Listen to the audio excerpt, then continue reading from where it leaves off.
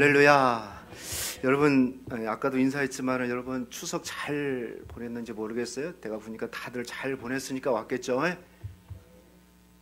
뭐 가서 싸우지 않았죠. 예, 요즘 막 명절 때 그냥 뭐 문제가 터지기도 하는데 오늘 오신 분들은 안 싸웠으니까 왔겠죠. 보니까 저는 이제 그 시골은 가지 못했고요. 왜 못 갔냐면은, 왜 또 안 갔냐면은 뭐 다른 이유가 아니라 이게 고속도로가 꽉 막히니까 제가 지난번 이렇게 경험해 보면 그게 좀 많이 힘들더라고요, 보니까. 그래서 오늘 이번에는 뭐 연휴가 좀 길어가지고 좀 덜 막힐 것이다 이렇게 예상들 이렇게 했지만 실제로 시골 갔다 오신 분들 물어보면 여전히 꽉 막혔다. 그래서 참 힘들지 않나 그런 생각이 들어요. 우리가 꽉 막힌 도로 평상시 한 3시간 그 정도로 갈 것을 한 8시간씩 가려고 그러면 와 정말 제가 볼 땐 너무 힘들더라고요. 그러니까 그래도 이제 고향에 가시는 분들 있고 또 가족들 만나고 부모님들 만나는 것 때문에 가게 되는데요. 어쨌든 제 경험상 보면은 도로가 꽉 막혔다가 막 정말 답답하죠. 막 뭐 정말 뭐 별 일들이 다 해놨죠. 요즘에는 도로가 그나마 좋으니까 다행이죠. 그런데 막힌 도로 달려가다가 갑자기 이제 확 뚫릴 때가 있어요. 그러면 뭐라고 얘기하냐면, 야 진짜 살 것 같다. 제가 정확하게 한번 재봤는데요. 여기 톨게이트 서울 이렇게 들어오는 톨게이트 있잖아요. 여기까지 교회까지 한 10km 되려나요? 근데 꽉 막힐 때는 정말 그 안에서도 한 2시간 걸릴 때가 있어요. 근데 전용 차선을 타고 봉고차 가지고 쫙 오면 야 정말 1시간 거리를 단 1분 만에 와버리더라고요. 그래서 제가 더 얘기하면 약간 불법이 되기 때문에 제가 얘기를 하지는 않겠는데, 왜냐하면 안 지켰거든요. 예배 시간이 됐는데 안 가는 거예요, 차가. 그래서 본고를 벗고 저희 전용 차선으로 들어가. 오래된 얘기입니다. 제가 믿음 없을 때 그래서 근데 수요 예배 시간이 다가오길래 모르겠다고, 그리고 예배 늦으면 안 되겠다고 딱 갔는데요. 정말 1분 안에 통과돼 버리더라고요. 그냥 속이 뻥 뚫린 것 같아요. 요즘 나라를 생각하면 여러분 아마 뭐 답답할 거예요. 경제가 어려서 요즘 뭐 차례를 드릴 때 사과 하나를 못 얹었다. 예전엔 4개 얹었는데 이번엔 3개 얹었다. 이렇게 힘든 상황이고, 또 뭐 말할 것도 없죠. 뭐 언제나 그랬지만 정치는 정말 꽉 막힌 명절 고속도로보다 더 심각하게 막혀 있지 않나 그런 생각이 들어요. 그래도 이번 명절에 우리에게 위로가 되고 또 우리 국민들의 마음을 시원하게 확 뚫어줬던 것은 저 중국에서 항저우에서 아시안 게임 우리 선수들이 이렇게 금메달 소식에 또 위로가 되고 그러지 않았나 그런 생각이 듭니다. 여러분 아무쪼록 여러분 답답한 마음들이 오늘 말씀을 통해서 확 뚫리는 그런 은혜가 있기를 축복하겠습니다. 다니엘서 2장은 여러분 좀 길어요. 49장까지 있는데 꼭 읽으시고 필사하시기를 저는 축복하는데, 바벨론의 왕 느부갓네살 왕의 꿈 얘기예요. 여러분 꿈 잘 꾸시는지 모르겠어요. 꿈은 참 미스터리한 부분들이 있어요. 그래서 어떤 교회를 다니는 어떤 성도님도 꿈을 굉장히 신뢰해요. 꿈을 신뢰하고 거의 계시 수준으로 생각하신 분이 있어요. 그래서 인생에 아주 중요한 일을 결정할 때도 내가 꿈 꿨는데 그 꿈으로 생각하고 꿈으로 판단하신 분들이 있습니다. 그런데 그것은 아주 상당히 위험한 일이에요. 그냥 꿈은 꿈인 것이 그렇지 않아요. 자, 그런데 구약 시대는 이 꿈을 이제 말씀이 없었으니까 이 꿈을 이 계시의 수단으로 사용하고 했어요. 하나님께서 그 꿈을 통해서 말씀해 주기도 하고 그것을 얘기하기도 했단 말이죠. 그런데 이제 지금은 우리가 이렇게 성경, 하나님의 완성된 하나님의 말씀이 있기 때문에 여러분 우리 인생의 모든 것을, 혹시 성경 있으세요? 우리 성경 가져오신 분들 계세요? 이렇게 한번 성경 들어보실래요? 성경 한번 이렇게 들어보세요. 성경 가져오신 분들. 자, 요 성경, 이건 완성된 하나님 말씀이기 때문에 모든 것을 성경 밑에다 둬야 돼요. 할렐루야. 여러분의 생각도, 여러분의 결정도, 여러분의 판단도, 그리고 모든 것이 성경 아래로 와야 돼요. 세상의 법도, 그러죠? 우리의 어떤 결심이나 모든 것이 성경 위로, 성경과 동등하게 생각하시면 안 돼요. 성경 밑으로. 모든 것이 성경 밑으로 와야 돼요. 여러분 꿈 꿨는데 꿈을 성경보다 믿어버리면 안 돼요. 꿈을. 근데 실제로 그런 사람들이 있단 말이죠. 그러면 안 됩니다. 하지만 이제 구약 시대에는 어쨌든 꿈을 통해서 좀 보여준 것들이 있었어요. 꿈을 통해서 이 하나님의 뜻을 알리기도 하고 그랬는데, 오늘 이제 그 말씀이 이 2장이고, 또 다니엘서에는 꿈 얘기가 좀 많이 있습니다. 느부갓네살 왕이 요상한 꿈을 꾼 거예요. 그래서 그 꿈을 꿨는데 아마도 생각이 나지 않았나 봐. 그런데 막 마음이 불안해가지고 잠을 자지를 못해요. 그래서 그 답답함 때문에 그 꿈을 좀 해석해달라고 사람들한테 요구했는데 그 꿈을 누구도 해석해 줄 사람이 없었던 거예요. 그래서 그런데 하나님의 사람인 다니엘이 그 꿈을 해석해 줍니다. 그리고 이제 우리가 읽었지만 2장 맨 끝절에 보면 다니엘의 꿈 해석을 통해서 이 왕이 마음에 답답한 것이 확 뚫리게 돼서 다니엘이 믿는 하나님을 하나님으로 인정하고 그 하나님을 찬양하고, 그리고 다니엘과 그의 친구들도 바벨론 왕국에서 더 높은 지위를 얻게 된 그 이야기가 오늘 다니엘서 2장입니다. 자, 그렇다면 오늘 다니엘서 2장을 좀 더 우리가 생각하면서 오늘 이 2장의 메시지를 통해서 우리에게 주시는 그런 하나님의 말씀, 메시지가 뭔가 우리가 좀 생각할게요. 먼저 우리가 기억해야 될 것은요, 세상의 권력은 영원하지 않아요. 늘 불안하고 세상의 지혜는 무능하다는 것을 먼저 우리가 깨달아야 됩니다. 누구를 얘기하는 것 같아요? 지금 세상의 권력은 불안하고 세상의 지혜는 무능하다. 여러분들이 다니엘서를 읽고 왔으면 아마 아실 텐데, 권력은 바로 느부갓네살 왕을 얘기하는 것이고, 세상의 지혜는 바벨론의 지혜자들을 얘기하고 있습니다. 여러분, 느부갓네살 왕은요, 당시에 가장 강력한 왕이었어요. 그 당시 최고의 제국의 우두머리였어요. 뭐 인간 이상으로 그의 존재는 추앙받는 그런 왕이었습니다. 그런데 어느 날 꿈을 꾸면서 오늘 말씀해 보니까 이 느부갓네살 왕도 하나의 인간, 지금 악몽에 시달리는 인간에 불과하다는 것을 지금 말씀하고 있는 겁니다. 자, 1절 말씀, 2절 말씀 우리 같이 한번 읽어봅시다. 시작.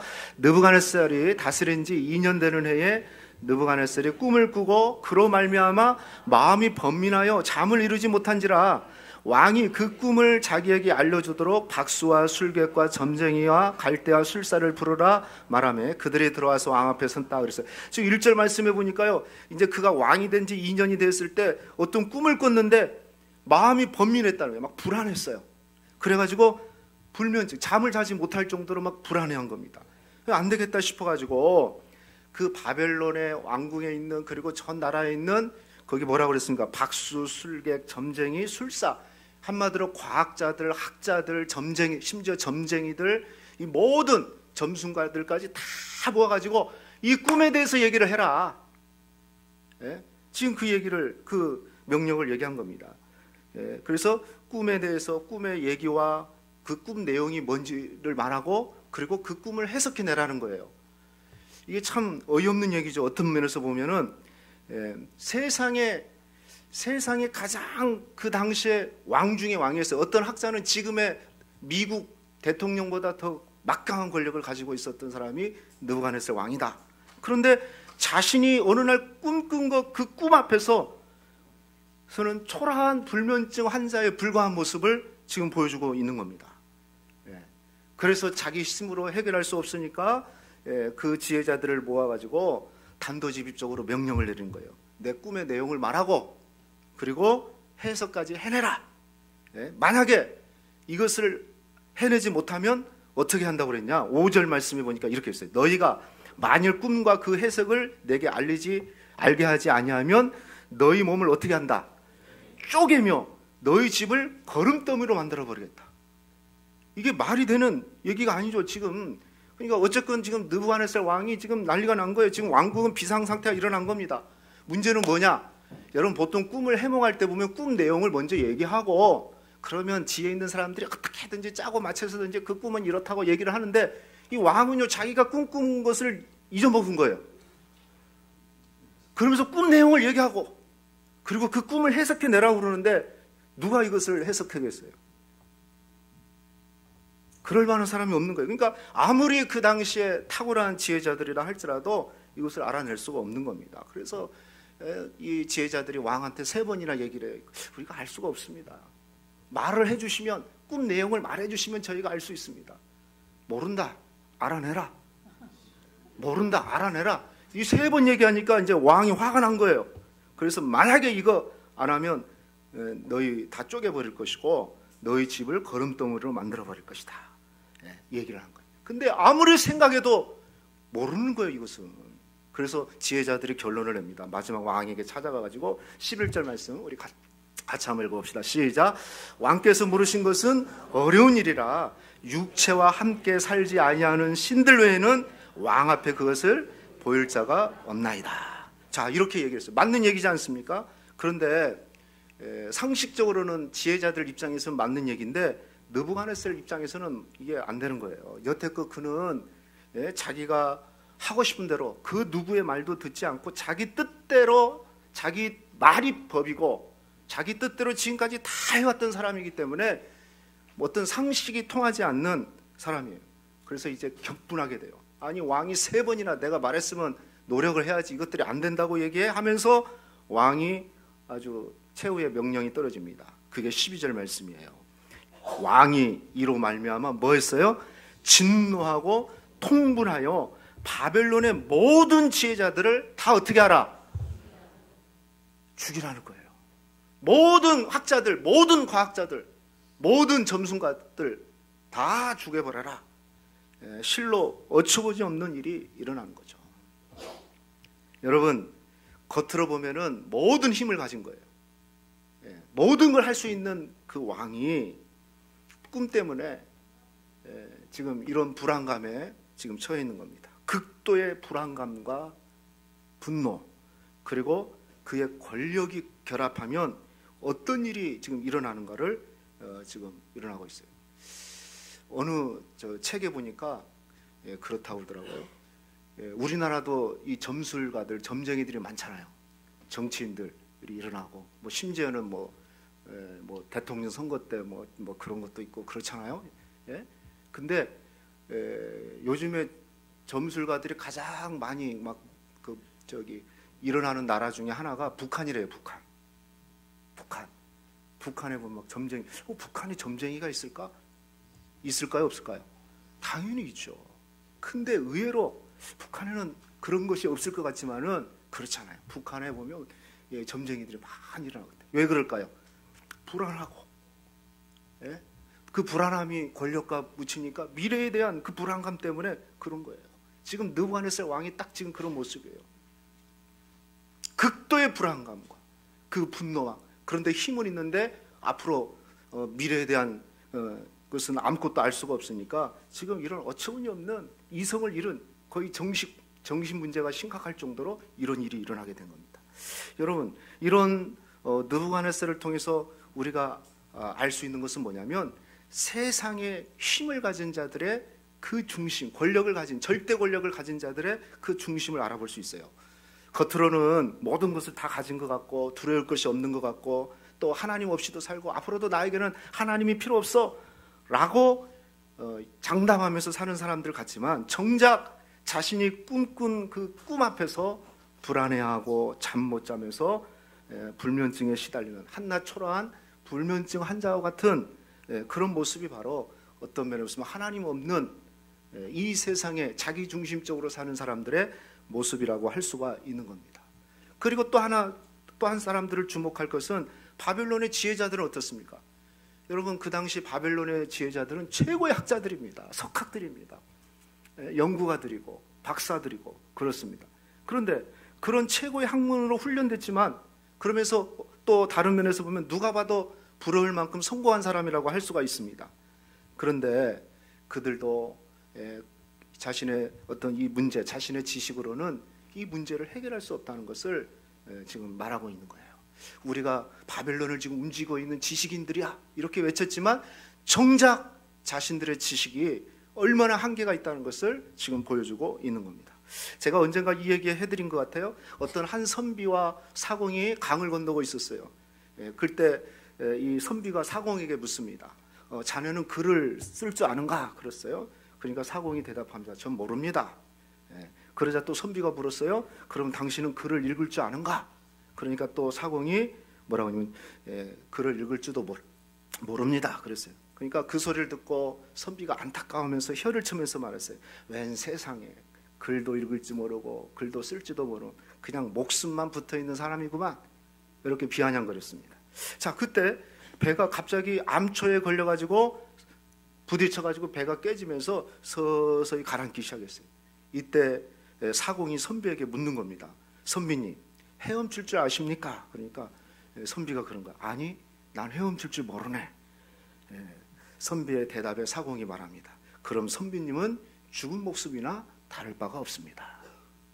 이게 무슨 얘기일까요? 마치 지금의 이 지혜자들과 절대 권력을 가진 이 느부갓네살의 모습을 지금 보여주고 있지 않습니까? 모든 것을 다 아는 것 같고 모든 것을 다 가진 것 같지만 정작 인생에 있어서 가장 중요한 시기에 가장 중요한 문제를 있을 때는 그 답을 줄 수 없고 해결할 수 없는 그런 초라한 하나의 인간에 불과한 거죠. 겉으로는 똑똑한 척하고 더 강한 척하고 여유 있는 척 다 하지만 실상은 헛똑똑이었어요. 아무것도 아니었다는 것을 보여주고 있어요.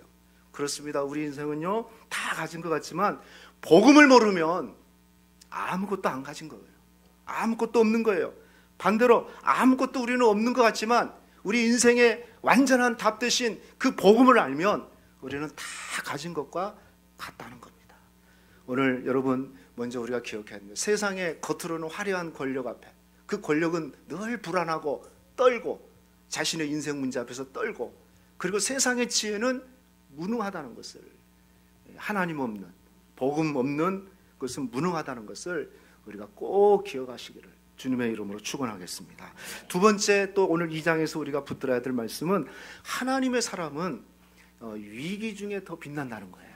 한번 읽어볼까요? 시작. 하나님의 사람은 여러분 지금 바벨론 왕궁이 지금 왕이 그냥 꿈 때문에 정신이 나가가지고요 판단력을 흐려져가지고요 지금 난리가 났습니다. 비상사태가 나타났어요. 그런데 문제는 바벨론의 지혜자들만 문제가 아니고 하나님의 사람인 다니엘과 그의 친구들에게도 위기가 찾아왔어요. 13절 말씀 보니까 왕의 명령이 내리며 지혜자들은 죽게 되었고 그 다음에 뭐라고 했어요? 다니엘과 그의 친구들도 죽이려고 찾았더라 그랬어요.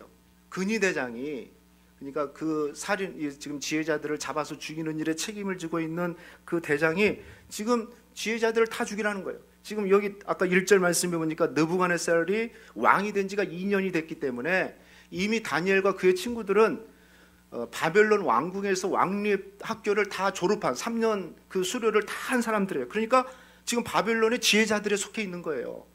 그래서 이들도 지금 모든 지혜자를 죽여라는 그 왕의 명령에서 벗어날 수가 없는 겁니다. 여러분 기억하실 게 있어요. 우리 믿는 사람들이라고 해서 문제가 없는 게 아니에요. 세상에 살기 때문에 여러분 우리가 이 나라를 위해서 기도해야 되고 이 세상을 위해서 기도해야 돼. 그리고 여러분들이 다니는 직장을 위해서 회사를 위해서 기도해야 될 이유가 뭔지 아십니까? 나라가 망하게 되면 교회가 어렵고 우리의 인생이 어려워지는 거예요. 가정이 무너지는 거예요. 여러분이 회사가 어려우면 그냥 회사만 어려운 게 아니에요. 예? 우리의 가정도 어렵고 경제적인 문제가 있어요. 그래서 정말 우리가 함께 기도해야 돼요. 세상 우리는 완전히 세상과 다르게 사는 사람들이 아니에요. 떨어져서 분리돼서 사는 사람이 그리스도인이 아니에요. 세상 중에 살아가는 그리스도인이기 때문에 우리가 이 세상, 특별히 나라와 민족을 위해서 여러분이 속해 있는 세상의 공동체를 위해서 여러분 기도하시기를 축복하겠습니다. 다니엘이 지금 왕궁에 있기 때문에 나는 하나님의 사람, 믿음의 사람이기 때문에 나는 죽지 않아. 그러지 않아요. 다니엘과 그의 친구들에게도 죽여라는 명령이 떨어졌습니다. 자, 그런데 이런 위기 앞에서 우리가 주목해야 될 것은 다니엘이 어떻게 행동을 했느냐 이거예요. 14절에서 15절 말씀을 보시면요, 한번 보세요. 그때 왕의 근위대장 아리옥이 바벨론 지혜자들을 죽이러 나가매 다니엘이 뭐라고 그랬어요?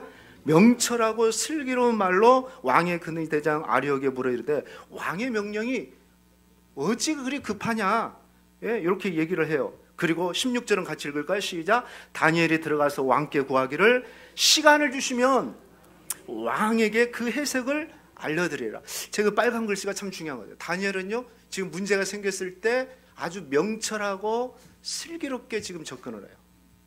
그러면서 그 근위대장한테 뭐라고 하냐면 어찌 그리 급하냐. 그러니까 문제가 있을 때 여러분, 우리의 특징 중에 하나가 뭐냐면 조급함이 먼저 아잖아요. 그죠? 조급하고 막 그래서 서둘러서 오히려 더 큰 문제를 일으키게 되는데 다니엘은 그러지 않았어요. 아주 침착하게, 그죠? 그리고 또 왕에게 찾아가 가지고는 시간을 달라. 저는 여기 시간을 달라는 말이 참 중요하다고 생각해요. 왜 시간을 달라고 했습니까? 다니엘이 생각할 때도 이것은 중대한 상황이에요. 목숨이 왔다 갔다 하는, 한 사람 목숨이 아니라 바벨론의 모든 지혜자들이 지금 죽게 생긴 거예요. 이것은 그러면서 동시에 이것은 자기 지혜로는 깨달을 수 없다는 것을 바로 직감했어요. 그래서 왕에게 시간을 주시면 내가 그것을 말해드리리라 그랬어요. 다른 말로 얘기하면 다니엘은 기도 시간, 하나님을 만나서 하나님으로부터 그 지혜를 깨닫는 시간을 확보를 한 겁니다. 사랑하는 성도 여러분, 여러분에게 어려운 문제가 있을 때, 정말 예상치 못한 문제가 있을 때 여러분이 어떻게 해야 될까요? 지혜롭고 슬기롭게 판단하시고 조급해하지 마시고, 그리고 중요한 것은 하나님을 만날 시간을 만드시길 축복합니다. 하나님과 독대하는 시간을 가져야 돼요. 그렇죠? 하나님과, 왜 하나님이 이런 문제를 주셨을까? 우리 믿는 사람들이 맨 먼저 해야 될 게 뭐냐면 하나님을 의지하는 거예요. 하나님을 찾는 거예요. 그래서 시간을 달라고 정중하게 얘기를 한 겁니다. 그래서 우리의 능력 한계 너머의 문제를 만나면 우리는 그것은 하나님께 기도할 시간표라는 것을 꼭 기억하기를 축복합니다. 그런데 다니엘이 또 잘한 게 있어요. 그 시간을 내면서 어떻게 했냐면은 17절, 18절 말씀을 보시면, 이에 다니엘이 자기 집으로 돌아가서 누구에게 찾아갔다고 했습니까? 그 친구 하나야와 미사엘과 아사라에게 그 일을 알렸다. 야, 이거 큰일 났다. 왕이 지금 꿈 때문에 지금 왕이 이 모두를 죽이게 됐는데 우리도 그 안에 포함되어 있다. 지금 얘기를 한 겁니다. 그리고 18절 빨간 글씨 한번 봅시다. 다니엘과 친구들이 바벨론의 다른 지혜자들과 함께 죽음을 당하지 않게 하기를 그들로 하여금 뭐 하겠다? 구하게, 기도했다는 겁니다. 다니엘 혼자 기도하지 않고 믿음의 동지들을 찾아가서, 믿음의 친구들을 찾아가 가지고 이 문제를 하나님 앞에 내려놓고, 야, 이런 지금 중대한 일이, 너무 급하고 중대한 일이 일어났다. 우리 같이 기도해야 되겠다. 그 기도 중에는 뭡니까? 우리만 살려달라고 기도하지 않고 바벨론의 모든 지혜자들이 죽지 않게 해달라고 우리 하나님께 함께 기도하자라고 얘기를 한 겁니다. 여러분, 우리 성도들에게 가장 큰 힘과 축복 중에 하나가 뭐냐면 함께 기도할 사람이 있으면 축복입니다. 그죠? 함께 기도할, 여러분이 진짜로 한번 생각해 보세요. 내가 정말 어려운 문제가 터졌을 때 누군가에게 이런 문제를 오픈하고 이거 문제 좀 위해서 같이 기도하자. 같이 기도해줘. 여러분, 많은 사람이 필요한 것도 아니에요. 서너 명, 두세 사람만 함께 기도한다도 우리 하나님이 역사하시는 거예요. 그러니까 다니엘에게 가장 큰 힘은 뭐냐면 바벨론이라는 하나님의 법과 식이 통하지 않는 그 한복판에서 정치 권력, 하루에도 목숨이 왔다 갔다 하는 그 중심지에서 무려 70년 이상을 살아낼 수 있었던 비결 중에 하나가 뭐냐면, 물론 하나님이 함께했고, 그리고 함께 거룩한 기도의 팀워크를 이룰 수 있는 동료들이 있었다는 겁니다. 저는 이게 너무너무 중요해요. 그래서 신앙생활은 절대 혼자 하는 게 아닙니다. 팀으로 하셔야 돼요. 할렐루야. 저는 여러분들이 기도의 팀워크를 이루어주시길 축복합니다. 구역에서 같이 기도하고, 선교에서 같이 기도하고, 때로는 가족끼리 기도하고, 그래서 중대한 문제가 있을 때마다 조급하거나 염려하거나 그 문제에 휩쓸리면 판단력이 흐려집니다. 오히려 시간을 내서 하나님을 만나시기를 주님의 이름으로 축원합니다. 그리고 함께 기도하시기를 축복합니다.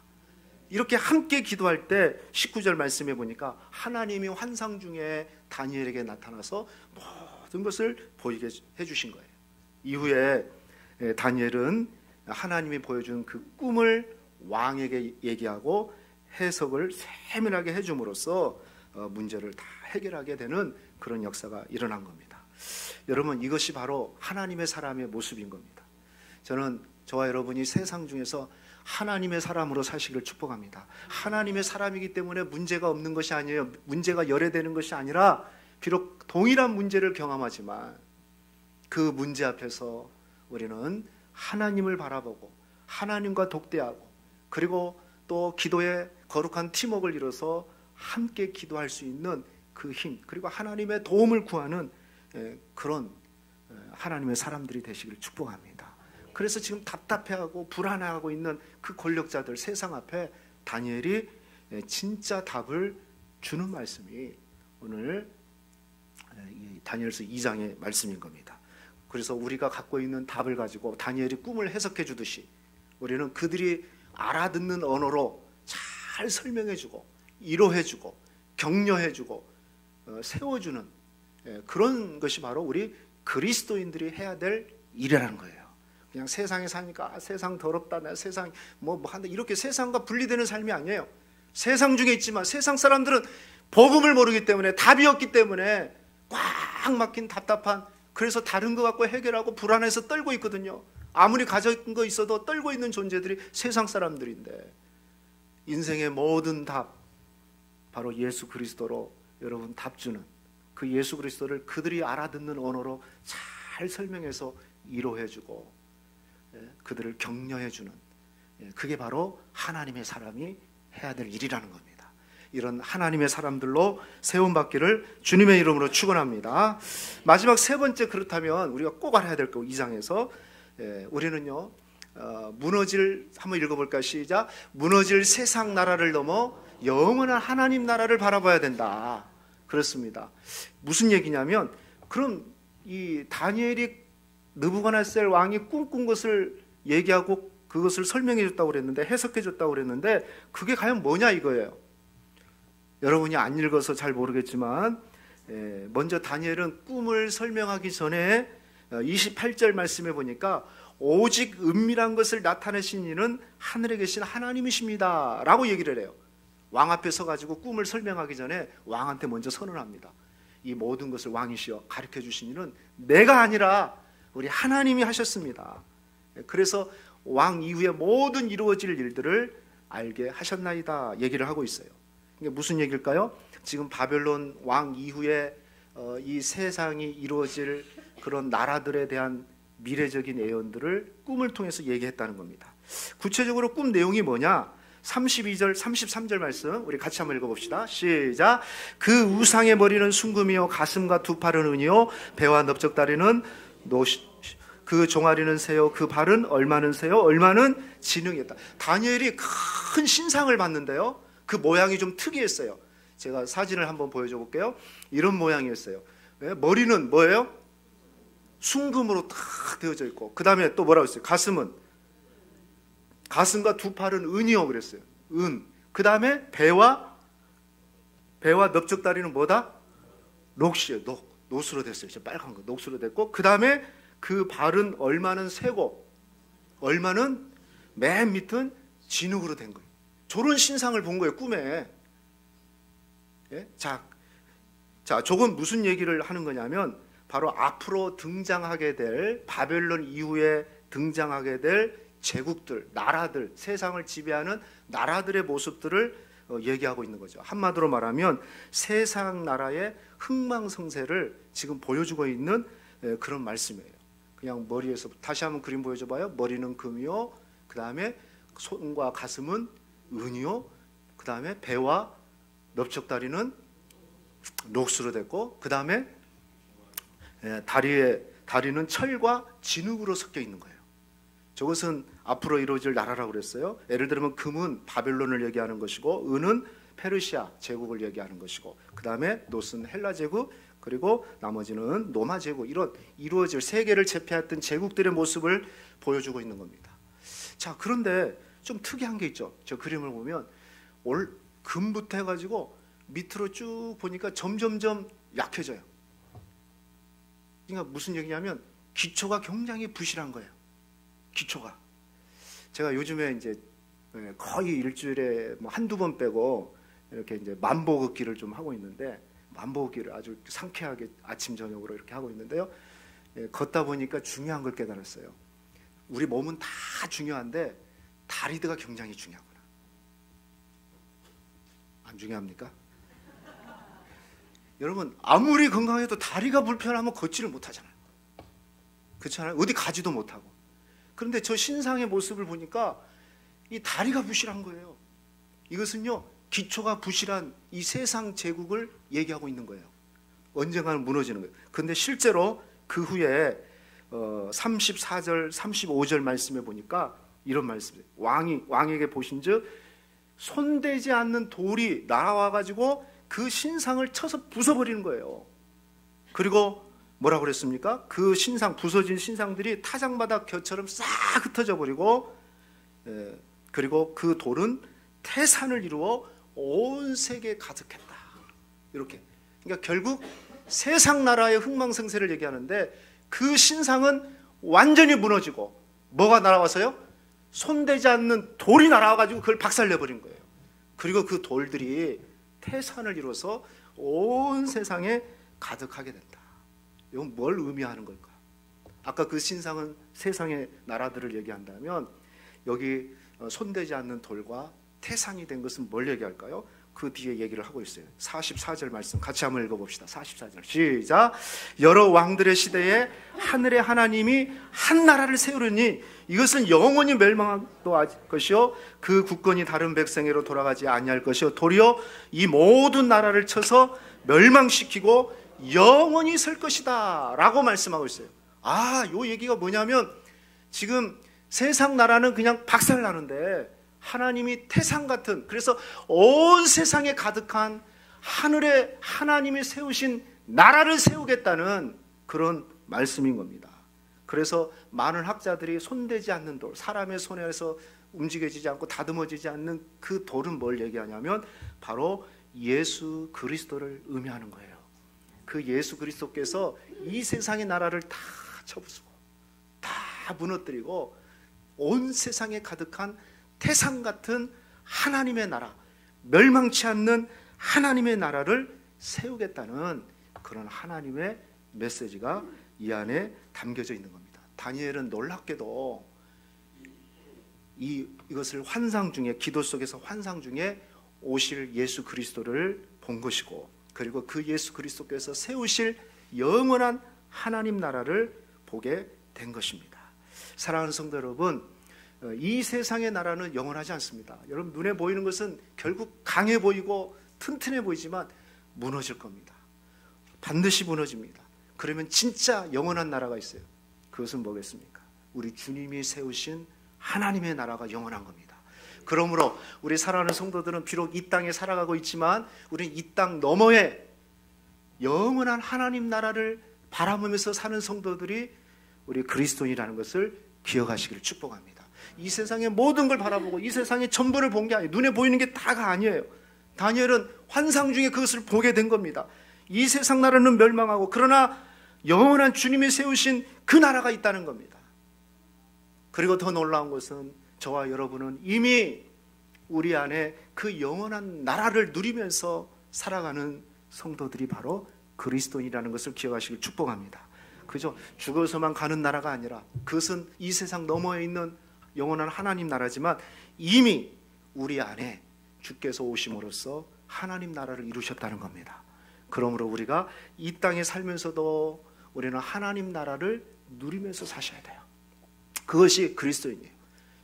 이 세상 바벨론 같은 세상에 살지만 빨리 끝났으면 좋겠다가 아니고 주님과 함께 동행하면서 하나님 나라, 이미 우리에게 임한 하나님 나라를 누리면서 사시기를 주님의 이름으로 축원하겠습니다. 누가복음 17장 21절에 하나님 나라는 너희 안에 있느니라 그랬어요.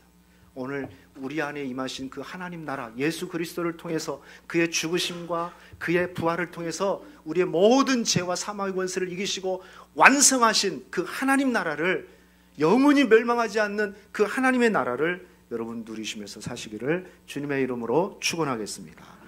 이제 말씀의 끝입니다. 결국 이렇게 시원하게 해결을 해줘요. 답답했던, 불안에 떨었던 느부갓네살의 그 심령에 다니엘이 꿈을 얘기하고 해석함으로써 그의 마음을 확 뚫어줍니다. 그리고 이 이야기의 끝은 이렇게 끝맺게 됩니다. 47절 말씀입니다. 같이 한번 읽어봅시다. 시작. 왕이 대답하여 다니엘에게 이르되 너희 하나님은 참으로 모든 신들의 신이요 모든 왕의 주제시로다. 불신자의 왕이 다니엘이 시원하게 그의 마음을 뚫어줬을 때 하나님을 하나님으로 인정하게 되고, 그리고 하나님께서 온 열방의 주권자이심을 고백하게 되는 겁니다. 오늘 우리 그리스도인들이 해야 될 일이 그겁니다. 우리에게 있는 세상에 답 없는 자들, 인생에 답 없는 자들에게 예수 그리스도, 영원한 복음의 생명 되신 예수 그리스도로 답을 줘서 정확하게 답을 준다면 그들이 어떻게 고백할 거예요? 정말 네가 믿는 하나님이 살아계시는구나. 그분이 정말 하나님이시구나. 그분이 창조주이시고 온 우주 만물을 지금도 통치하고 계시는구나. 이렇게 고백하게 되는 겁니다. 저는 우리의 삶을 통해서 여러분의 주변의 불신자들에게 여러분들이 답주는 인생 되시기를 주님의 이름으로 축원합니다. 오늘 말씀 맺겠습니다. 여러분, 하나님을 모르는 세상은 아무리 큰 힘과 또 권력과 성공했다 할지라도 그들은 한계가 있습니다. 자기 마음 하나 다스리지 못하는, 그리고 세상의 지식으로는 아무것도, 정말 중요한 문제 앞에서 해결할 수 없는 겁니다. 그러므로 우리 성도들은 그들에게, 답이 없는 그들에게 우리는 내게 가진 예수 그리스도 복음으로서 답을 주고, 또 그 복음으로서 이루어주고, 할 수만 있으면 그들이 이해할 수 있는 언어로 이해시켜서 결국 그들의 입술로 하나님을 하나님으로 인정하고 열방의 통치자로 고백할 수 있도록 우리가 답을 주는 성도들, 세상 앞에 확실하게 예수 그리스도를 증언하는 저와 여러분 되시기를 주님의 이름으로 축원합니다.